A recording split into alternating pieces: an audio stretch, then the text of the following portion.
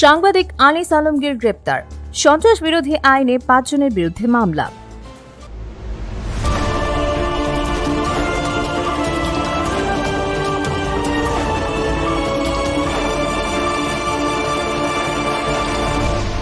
Channel CB.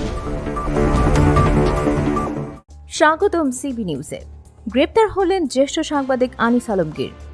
সন্ত্রাস বিরোধী আইনে করা একটি মামলায় সাংবাদিক আনিস আলমগীরকে গ্রেপ্তার করেছে ঢাকা মহানগর পুলিশের গোয়েন্দা শাখা অর্থাৎ ডিবি। রাজধানীর উত্তরা পশ্চিম থানায় মামলাটি নথিভুক্ত হয়েছে।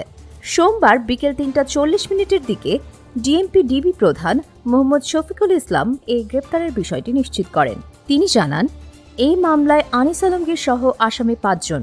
তাদের মধ্যে আনিস আলমগীরকে গ্রেপ্তার করা হয়েছে। ডিবি সূত্রের খবর অনুযায়ী জিজ্ঞাসাবাদের জন্য গতকাল রবিবার রাতেই আনিস আলমগীরকে ডিএমপি ডিবি কার্যালয়ে আনা হয়। গতকাল রাত 8:30টার দিকে মুঠোফোনে আনিস আলমগীর নিজেই নিশ্চিত করেছিলেন যে তিনি ডিবি কার্যালয়ে আছেন। তাকে ধানমন্ডি এলাকার একটি জিম বা ব্যায়ামঘর থেকে সন্ধ্যা 7:30টার দিকে নিয়ে আসা হয়।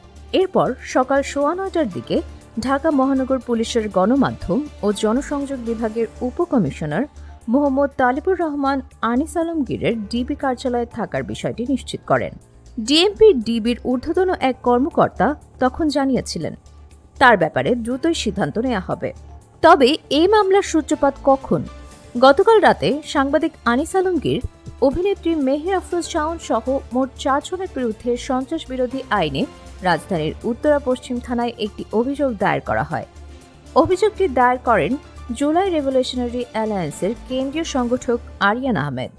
অভিযোগে অন্য যে 2 জনের নাম ছিল তারা হলেন মডেল মারিয়া কিশপট্ট ও ইন্তু রাতেশ ইমতিয়াজ।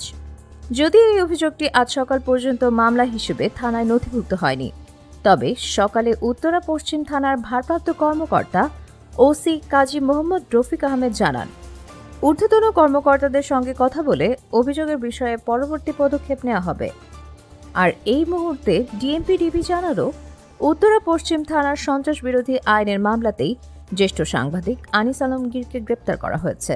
উল্লেখ্য, আনিস আলমগীর দৈনিক আজকের কাগজ সহ বিভিন্ন সংবাদ মাধ্যমে কাজ করেছেন এবং সাম্প্রতিক সময়ে টেলিভিশন টকশোগুলিতে নানা বক্তব্য দিয়ে আলোচনায় ছিলেন।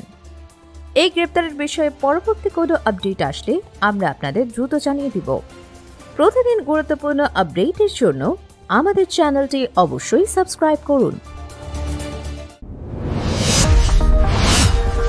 Subscribe now for daily news and updates.